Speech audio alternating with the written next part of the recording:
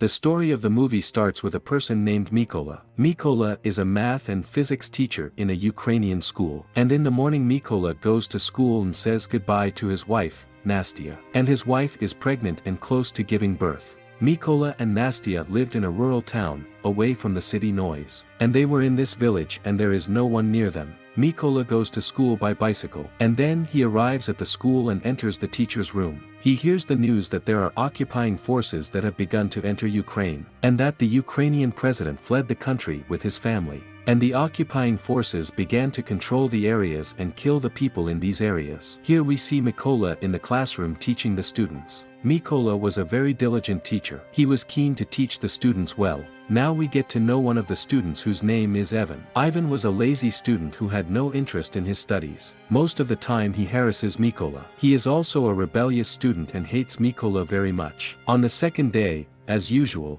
we see Mykola as he goes to school. But on the way, he sees occupying forces close to the area where he lives. But he did not care about them and goes to school. When he arrives at the school, he is surprised that the school has no one. And he was the only one in the school. He saw on the news that the occupying forces had started the attack by seizing the popular places of the population. Mykola remembers the soldiers he saw in the morning, so he goes home to check on his wife. Because she was alone. When he gets home, he sees the soldiers beating his wife. Mykola tries to help her, but one of the soldiers stops him and hits him in the face. Mykola begged the soldiers not to beat his wife because she was pregnant, but they didn't care about what he said. And one of the soldiers burns down their house. Nastia was sad about her house and trying to hit the soldiers with stones, but they shot and killed her. Mykola was shocked that his wife had died, and he was crying hard over his wife's death. Minutes later, 2 Ukrainians come and were in the resistance against the occupying army, and they watch Mykola weeping for his wife. They helped him bury his wife. These 2 introduced themselves to Mykola,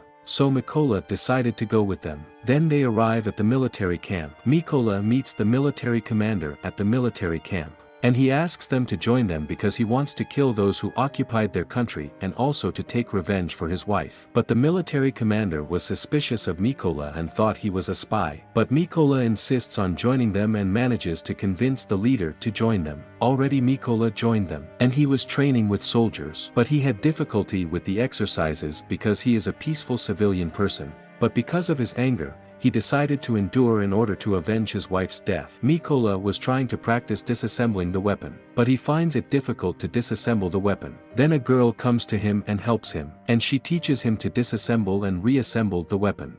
And at night Mykola performs harder exercises than the previous exercises. Mykola tells the officer that his name is now not Mykola, but the Black Crow. But the officer tells him that if he works hard in the training, he will be called the Black Crow. Days later, Mykola was diligent in training. He was pressing himself to learn more. And one day the commander was talking to the soldiers and telling them that they needed snipers in the front lines. Only 2 soldiers, including Mykola, volunteer. But the commander mocks him and tells him that he cannot dismantle his weapon in a short time, so how will he take the sniper, set the target and target the enemy? Mykola tells the commander to give him a chance to defuse the weapon in less than 20 seconds. The commander agrees and gives him a Kalashnikov.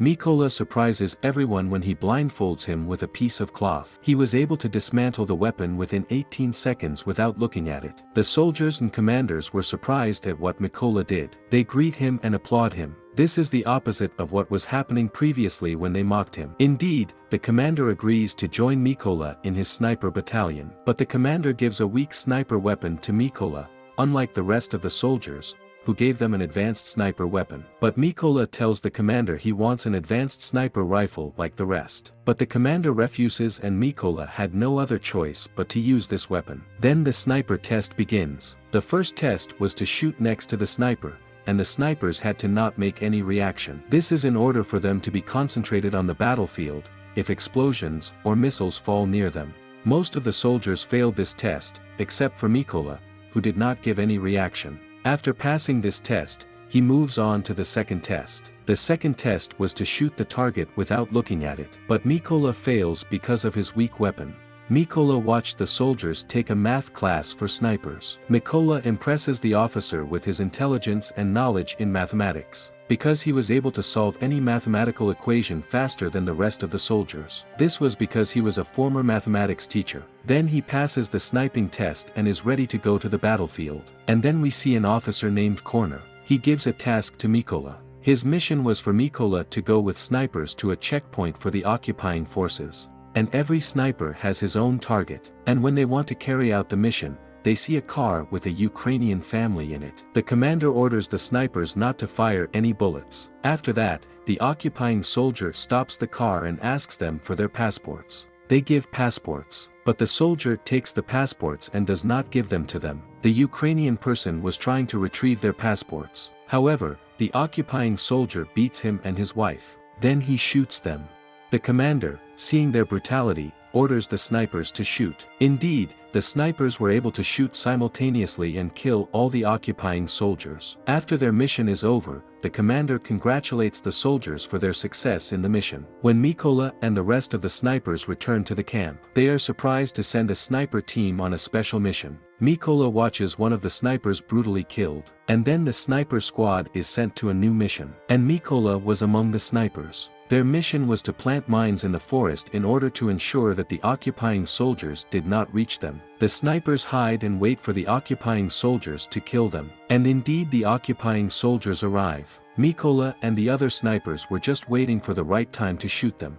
Mikola is surprised by the student Ivan's presence with the occupying soldiers. He knows that Ivan has betrayed the country. One of the occupying soldiers presses on the mine, and the mine detonates, killing all the occupying soldiers, including Ivan. They succeed in their mission, but Mikola grieves for Ivan, despite his betrayal of his country. We see Mikola at the break with Officer Corner. Officer Corner gives his family's photo to Mikola for him to see. Mikola views his photos of Officer Corner's family. Officer Corner tells Mikola that his daughters don't know what his job is, and he told his wife not to tell them about the nature of his job. On the next day, the sniper battalion will be on the borders of an area that the occupying forces will invade. Mikola was at a location when suddenly he saw the person who killed his wife. He was angry and couldn't take it anymore. So he asks permission from Officer Corner to kill the person who killed his wife. But the officer does not agree, because if he kills the soldier, their location will be exposed. Mikola asks permission again, but the officer refuses too. But Mikola could not bear to see his wife's murderer, so he decided to shoot and kill him. Officer Corner was furious that Mikola had not followed orders. We know that there is a sniper from the occupying forces named Sayuri. Sayuri was one of the most skilled snipers of the occupying army. Sayuri was able to locate Officer Corner, so he managed to kill him. Mikola knows their whereabouts have been exposed. So Mikola pulled out the officer's body and protected himself through the corpse. But suddenly the missiles bombed the place. Mikola was trying to protect himself from the sniper and the rocket fire. He managed to escape and hide in a trench. Then Mikola returns to the military camp. He was blaming himself for causing Officer Corner's death. And Mikola decides to take revenge on the sniper Sayuri. Then Mikola goes on a mission and is alone.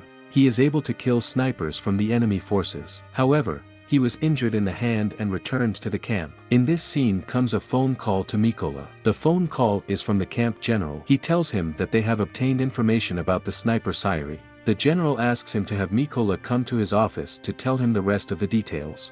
Mikola heads off to meet the general. When Mikola arrives, the general is meeting with the soldiers, and he gives them information about the sniper Sayuri. And he tells them that the sniper Sayuri is a person to be reckoned with. And he tells them that the sniper Sayuri managed to kill 5 snipers very quickly, without revealing his location. He tells them that Sayuri managed to kill 3 soldiers equipped with heavy weapons. And the soldiers were unable to fire any bullets, because they did not know the whereabouts of the sniper Sayuri. The general had little information about the presence of the sniper Sayuri. And he tells them that Sayuri never changes his place. One of the soldiers gives an idea to the general and tells him to plant mines where Sayuri is. But the general rejects this idea. He tells them that Sayuri is not stupid enough to let the mines be planted without killing them. And the general asks Mikola to explain the danger of this sniper to the soldiers, because Mikola is the only person who was able to confront this sniper. Mikola starts talking and says that there is a chlorine factory near where the sniper Sayuri is. And he knew that the sniper Sayuri was in this place because the bullets were coming from the direction of this place. And he tells them that the idea of planting mines will be a great disaster if they do it because a large number of soldiers will be killed. Then they make a plan, and the general distributes the snipers' positions. The plan was to kill all the soldiers present in the area, so that the sniper Sayuri remains alone. And Mikola has to stay on a high place, and then he will go down to Sayuri and kill him. And indeed the plan begins. Each sniper takes his position. Mikola sneaks into the soldiers and kills 2 of them. Then he climbs to a high place and informs the leader that he is in a high place. The remaining snipers are ready to shoot the occupying soldiers, and they manage to kill all the soldiers at the same time. Sayuri stays with a sniper. Sayuri goes out to see what happened. Sayuri finds one of the snipers dead. He feels that there is danger in the area, and Sayuri calls for support, but they tell him that support will arrive in 10 minutes. Sayuri returns to his place in order to secure the area. But Mikola jumps on him from a high place and kills Sayuri with a knife. The second sniper is killed by a bomb. 10 minutes later, support arrives. The commander was trying to communicate with Sayuri, but it was Mikola who spoke to him and told them that he would kill them all. Mikola manages to shoot the leader, killing him.